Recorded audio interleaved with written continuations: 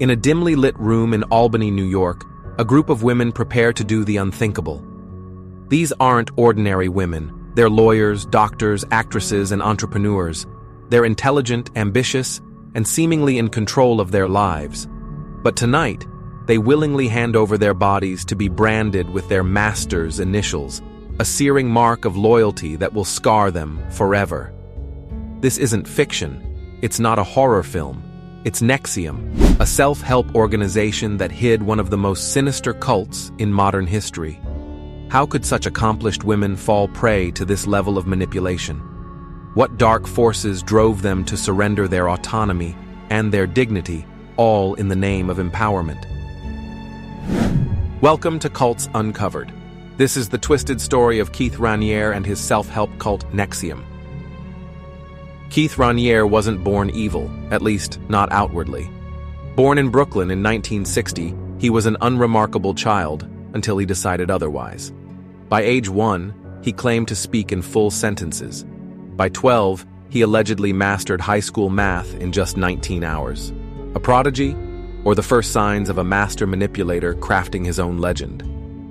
As Raniere grew older, his claims grew bolder. He boasted of having an IQ of 240, one of the highest ever recorded, and even insisted he'd been recognized by the Guinness Book of World Records. But here's the twist.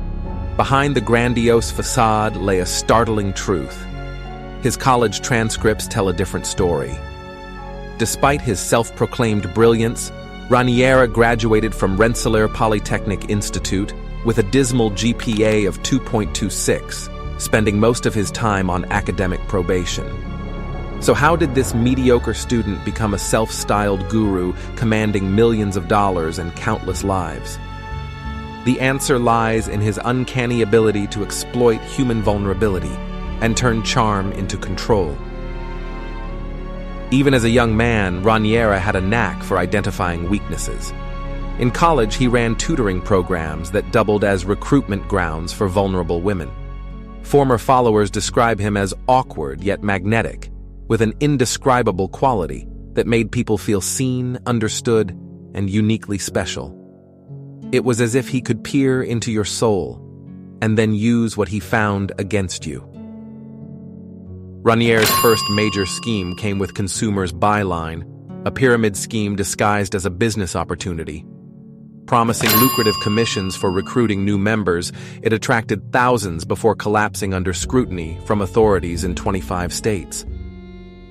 By 1996, the Federal Trade Commission shut it down, but not before Raniere honed the blueprint he would later perfect with NXIVM. Little did anyone know, this failure would only sharpen his tactics and set the stage for something far more sinister. In 1998, Raniere joined forces with Nancy Salzman, a former psychiatric nurse, to launch NXIVM. On the surface, it seemed harmless, a self-help organization promising personal growth and empowerment. Workshops focused on communication skills, goal setting, and leadership development. To outsiders, it looked legitimate. To insiders, it felt transformative. But beneath the polished exterior lurked a darker agenda. NXIVM quickly evolved into a breeding ground for psychological manipulation. Claire Bronfman, heiress to the Seagram's liquor fortune, poured over $150 million into the group, funding its expansion and shielding it from legal threats. Celebrities, business leaders, and ambitious professionals flocked to NXIVM, drawn by promises of enlightenment and success. So why did these intelligent, successful individuals fall for Raniere's teachings? Because Raniere didn't sell answers, he sold hope. He positioned himself as a guru with all the solutions, a beacon of light for those searching for purpose. His methods combined pop psychology, pseudoscience, and relentless pressure, breaking down participants' identities and rebuilding them in his image. But cracks were beginning to show. In 2003, Forbes magazine published a damning expose labeling NXIVM a cult. The article detailed the psychological breakdowns suffered by some participants after intensive workshops. Yet, remarkably, this didn't slow NXIVM's growth. If anything, it fueled the fervor of Raniere's most devoted followers. Because sometimes, the harder you push back against a lie, the deeper people dig in to defend it. And for NXIVM members, defending their loyalty meant crossing lines no one could have imagined. Imagine stepping into a world where everyone believes they're on the brink of greatness, all because one man promises the key to unlocking their full potential. But this promise comes with hidden strings, invisible until it's too late.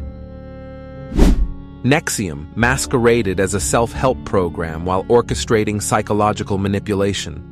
Its workshops, seemingly focused on communication skills and personal growth, promised participants a stronger, smarter, more successful future. But the price of enlightenment was suffocating. Some members reportedly spent over $100,000 for an 80-month course, while heiress Claire Bromfman shelled out up to $25,000 per day.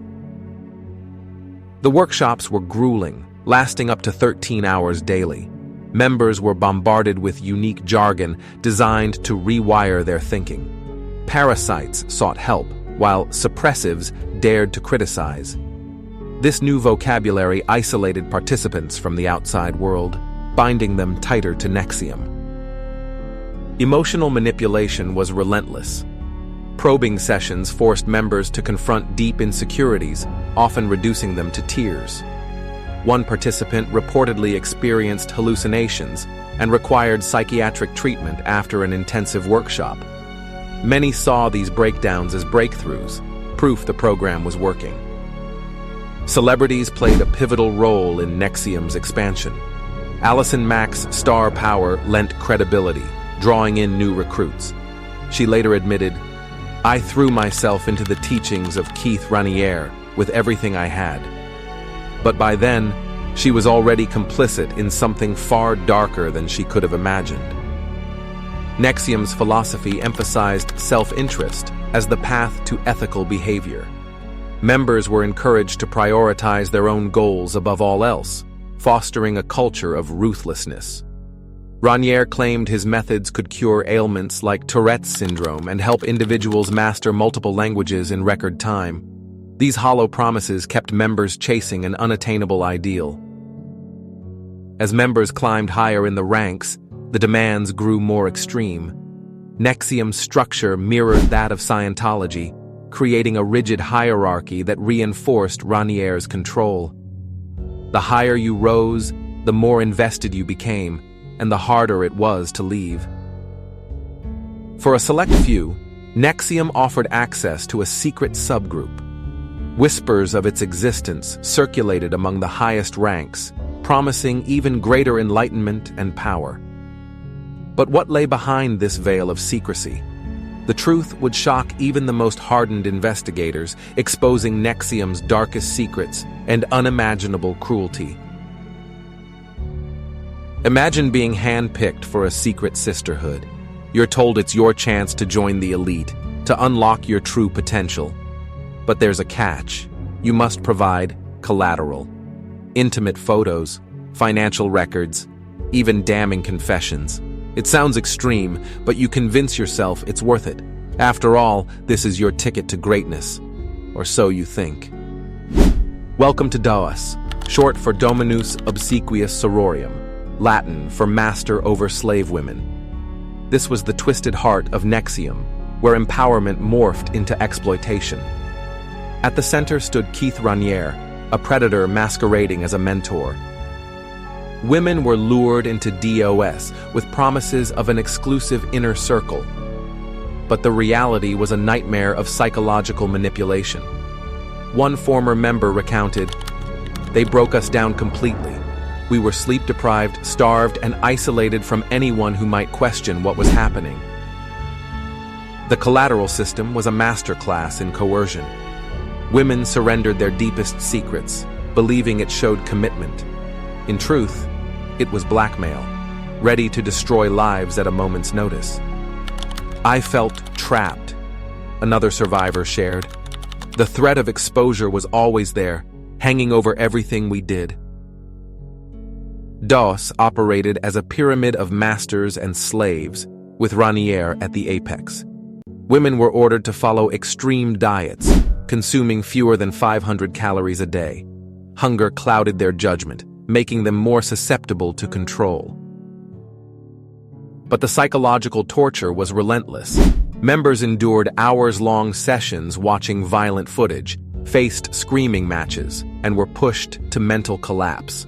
All of this was framed as personal growth, a perverse justification for cruelty. The branding ritual stripped away any remaining autonomy. Women were held down as Raniere's initials were seared into their flesh. The pain was excruciating, one victim recalled, but the emotional scars run even deeper. For many, DOS became a nightmare of sexual exploitation. Raniere, positioning himself as a guru, groomed vulnerable women for his own gratification. His charisma masked a predatory nature that saw these women not as people, but as playthings. As whispers of DOS spread, some NXIVM members began questioning everything. Others, too entrenched or terrified, clung to the lies they'd been fed.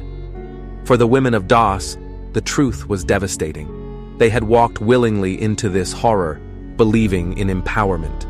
Instead, they found themselves branded, broken, and betrayed. What happens when a house of lies begins to crumble? When the walls close in on a predator who thought he was untouchable? For Keith Raniere, the unraveling started with one man's courage and ended with his empire in ashes. The carefully constructed world of NXIVM was built on secrets, but even the strongest facades can't withstand the weight of exposure. In June 2017, a single act of bravery ignited a firestorm that would consume Keith Raniere's empire of manipulation and control. Frank Parlato, a former NXIVM employee, made a decision that changed everything. He published an explosive exposé on his blog, The Frank Report, revealing the horrifying truth about DOS. Parlato didn't just expose branding rituals and psychological torture. He laid bare the soul of a cult masquerading as self-help. His words were the spark that lit a chain reaction, leading to NXIVM's ultimate collapse. But why did Parlato speak out when so many others stayed silent? Because sometimes seeing the monster clearly is enough to make you fight back. Parlato's revelations caught the attention of journalists at the New York Times, who published their own bombshell report in October 2017. The details shocked the public. Women branded like cattle, mentally and physically tortured, and forced into subservience. Suddenly, the world saw NXIVM for what it truly was, not a beacon of empowerment, but a front for a sinister sex cult. As the media storm raged, Raniere scrambled to maintain control. He issued denials, blamed suppressives, and tried to discredit whistleblowers.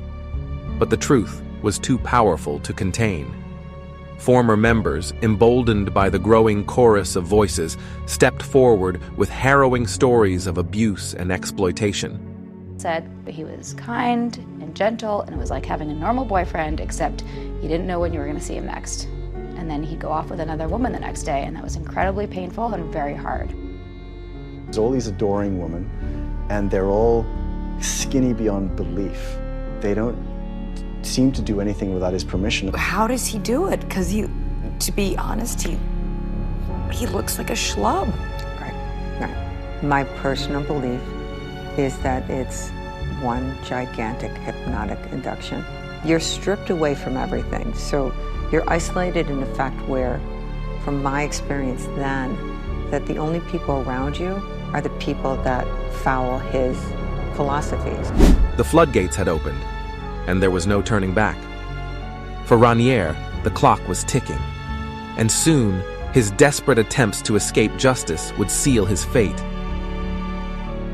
With authorities closing in, Raniere fled to Mexico, hiding in a luxury villa with some of his most devoted followers, including actress Allison Mack. It was a last-ditch effort to evade capture, but his freedom was short-lived. In a dramatic raid, Mexican authorities, working with the FBI, tracked him down in Puerto Vallarta. the self-proclaimed vanguard, was arrested in March 2018, his empire crumbling around him. The arrests didn't stop with Raniere. One by one, key NXIVM members fell. Allison Mack, once beloved for her role in Smallville, found herself in handcuffs, charged with sex trafficking and forced labor conspiracy. Her transformation from TV star to accomplice shocked fans worldwide. How could someone who seemed to have it all become entangled in such a web of deceit? On June 19, 2019, in a Brooklyn courtroom, the air thick with tension, the man who called himself a vanguard faced his reckoning. For years, Keith Raniere had manipulated, exploited, and destroyed lives. But now, the predator would finally answer for his crimes. The charges against Raniere were staggering: sex trafficking, forced labor, identity theft, possession of child PG. Each accusation exposed NXIVM's dark underbelly. Prosecutors laid out their case, hammering Raniere's crumbling facade with every word. Former NXIVM members took the stand, their testimonies painting a harrowing picture. Women spoke of being branded with Raniere's initials, a permanent mark of ownership. Others recounted starvation diets, forced sexual encounters, and psychological torture disguised as personal growth. The prosecution presented damning evidence: recordings of Raniere discussing the branding ritual, documents outlining DOS's inner workings, and financial records exposing fraud and money laundering. Raniere's defense team argued that all relationships were consensual, but their words rang hollow. Throughout the trial, Raniere remained eerily stoic, showing no remorse. After 6 grueling weeks, the verdict came: guilty on all counts. Months later, Judge Nicholas Garofis sentenced Raniere to 120 years in prison, citing his complete lack of remorse. But justice didn't erase the trauma. Survivors often struggle with anxiety, depression, and PTSD.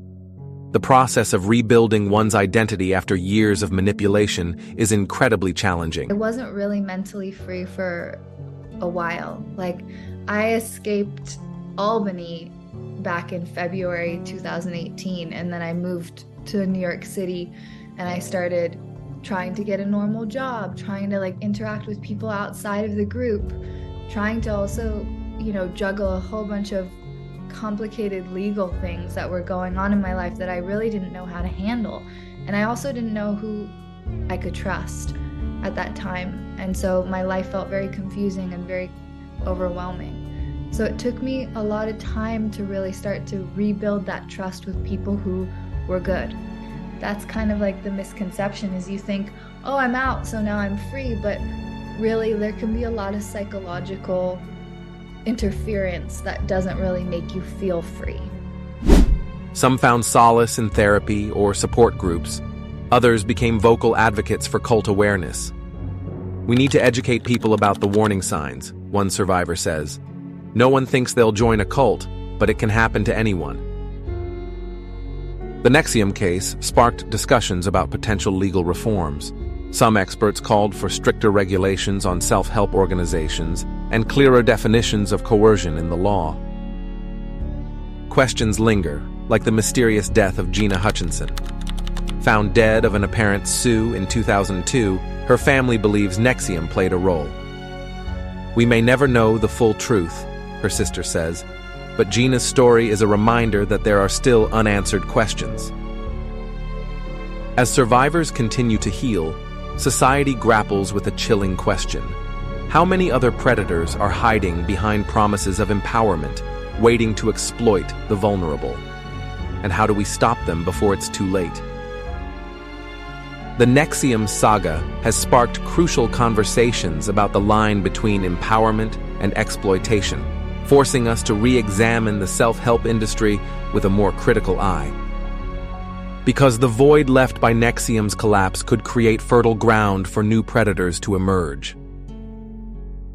Experts warn that NXIVM's fall doesn't mean the threat has passed. As one cult awareness advocate put it, NXIVM may be gone, but the vulnerabilities it exploited, the human need for belonging, purpose, and self-improvement, remain. We must stay vigilant. For the survivors, the road ahead is long and uncertain, but with each passing day, they reclaim a piece of themselves. They are no longer victims, or even just survivors. They've become warriors, fighting a battle most of us will never fully understand. Their stories serve as both a warning and a testament to the resilience of the human spirit. The NXIVM saga serves as a chilling reminder of the power of manipulation and the human need for belonging. These groups don't always wear robes or live in compounds. They can hide in plain sight, masquerading as self-help organizations or wellness communities. Remember, true empowerment comes from within, not from self-proclaimed gurus or secret societies. As we close this chapter on NXIVM, we're left to wonder, how many other Keith Ranieres are out there, waiting to prey on the vulnerable? Stay vigilant, question everything, and never surrender your autonomy, because the next cult might not look like a cult at all. What do you think about the NXIVM? Please let us know in the comment section. Don't forget to like and subscribe for more stories like this. Check out our other stories by clicking the card on the screen. Always remember, beware the leader and never drink the Kool-Aid.